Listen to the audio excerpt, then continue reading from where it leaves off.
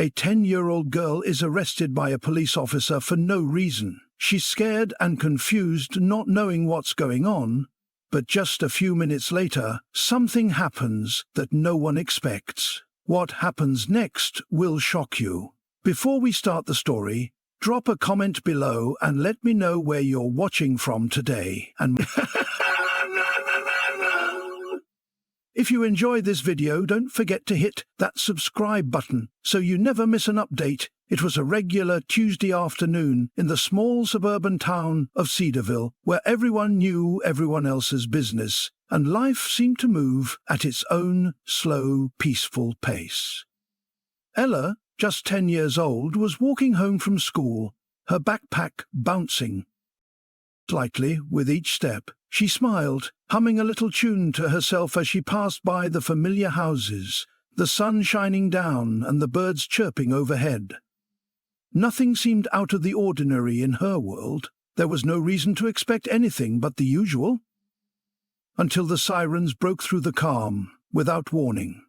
A police car sped around the corner, its lights flashing and sirens blaring. Ella's heart skipped a beat. She froze for a second, unsure if the noise was even for her. It wasn't. The officer didn't seem to be in a rush. The car came to a slow stop right beside her. The window rolled down, and Ella looked up into the stern face of Officer Callahan, a figure she'd seen around town more than a few times. He wasn't someone she knew well, but she'd heard the whispers. He had a reputation, and not a good one. A reputation for being harsh, for being quick to judge, and for treating people differently depending on who they were.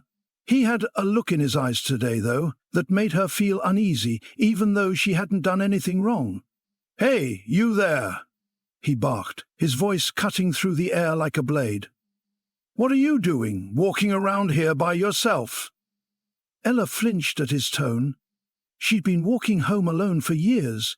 It was nothing unusual in her neighborhood, but the officer's eyes seemed to pierce through her, sizing her up in a way that made her skin crawl. Before she could respond, he was already stepping out of the car, his boots hitting the pavement with a hard thud.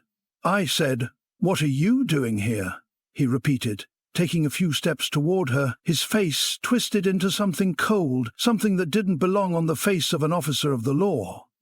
Ella opened her mouth to explain, but words caught in her throat.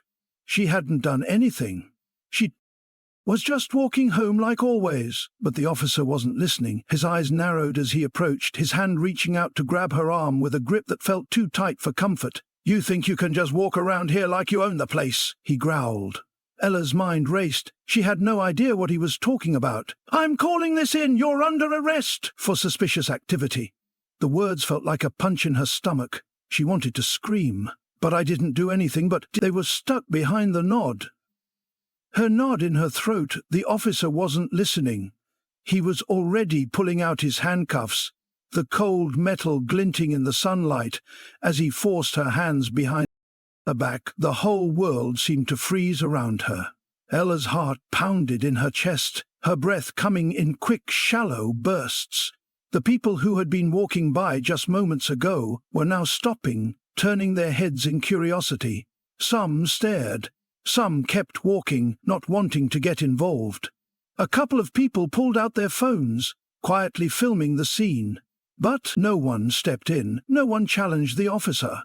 The officer's harsh grip pulled her toward the squad car, his voice laced with disgust as he muttered under his breath, "You think you can get away with this?" "Ha!" Ella's chest tightened, her hands now secured painfully behind her. She looked around, hoping someone would help, but the crowd only stared, some shaking their heads, others too afraid to step forward. What had she done to deserve this? Why was this happening to her? As the officer shoved Ella into the back of his squad car, she could feel her stomach twisting into knots. The cold metal seat felt harsh against her skin, and the world outside the window seemed to blur into nothing. All she could focus on was the heavy silence that hung in the air, broken only by the distant sound of traffic and the officer's muttered complaints as he slammed the door shut. Her mind was spinning. She didn't understand any of this. The cop hadn't said what she'd done wrong. and no one seemed to care that she was a kid, just a little girl, barely past the age of 10. She tried to keep her breathing steady, but the more she thought about what was happening, the more it felt like a nightmare. She couldn't wake up from inside the car. Everything felt wrong. The air was thick with tension, and the officer in the front seat didn't seem to be in any rush. His hands gripped the steering wheel tight, his knuckles white. He was muttering to himself, too quietly for Ella to make out the words. But the anger in his voice was clear.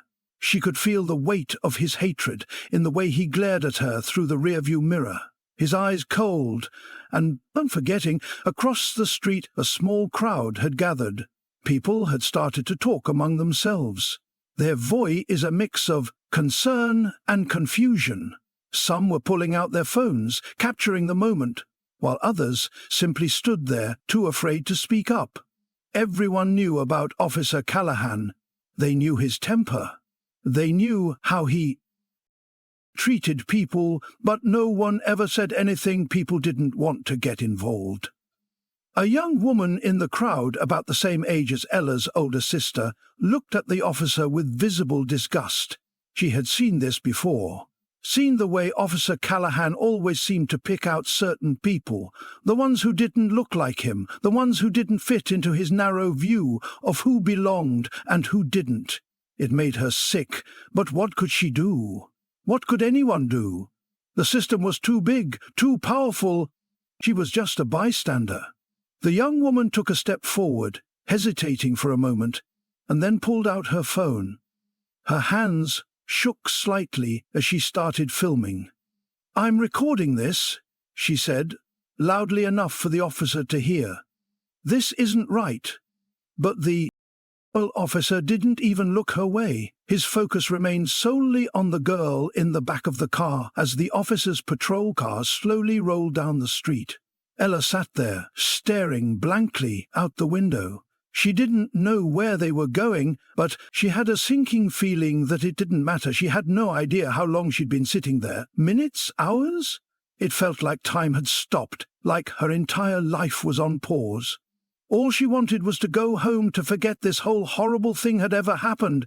But deep down, she knew this wasn't just going to go away. Something told her this was just the beginning. And in the back of her mind, a small voice whispered, "This isn't over." The car came to a slow stop in front of the police station, the tires screeching against the asphalt as Officer Callahan shifted the vehicle into park. The engine hummed for a moment before falling silent, and the weight of the moment settled in Ella's chest. She couldn't believe it. She was about to be taken into a police station, like she was some kind of criminal. The door to the squad car opened with a squeal, and before she could even think, the officer was standing there, pulling her roughly by the arm. Ella winced at the pain in her wrist as he yanked her out of the car, her legs weak beneath her. She was still in shock, unsure of what was happening or what would happen next. The station loomed in front of her, its tall brick walls giving off an intimidating aura, like it was a place where only the guilty were meant to go. She was marched inside, her heart pounding in her ears. The cool air inside the building did nothing to calm her nerves. If anything, it made her feel even more exposed. The walls were lined with dark wooden panels, and the floor was cold and sterile. As they passed through a long hallway, Ella could hear muffled voices from behind closed doors. Discussions, arguments, and wisps. The occasional loud thud of a door slamming. It felt like the walls were closing in on her. The officer walked with his chest puffed out, his pace unhurried, like he had all the time in the world. Ella was barely keeping up, her mind still racing with confusion. She tried to speak, tried to find her voice, but every time she opened her mouth, the words stuck, choked by the fear that had taken over her. "Why are you doing this?" Ella asked, her voice barely more than a whisper. "I haven't." "Anything wrong?" Officer Callahan didn't even spare her a glance. He kept his eyes forward, a hard line etched across his face. "You don't need to stand, kid. Just keep walking." They reached a small holding area in the back, where Ella was told to sit down. A metal bench sat against the wall, cold and unforgiving Ella sat down gingerly, still rubbing her wrists where the cuffs had left marks. She didn't know how long she was going to be there, or what was going to happen next. Her thoughts kept spiraling. She was scared, confused, and completely alone. A few minutes passed before the door opened again. Another officer walked in, a woman this time, with short, dark hair and a stern but calm expression. Ella looked up at her, searching for some sign of kindness, some hint that this was all just a mistake.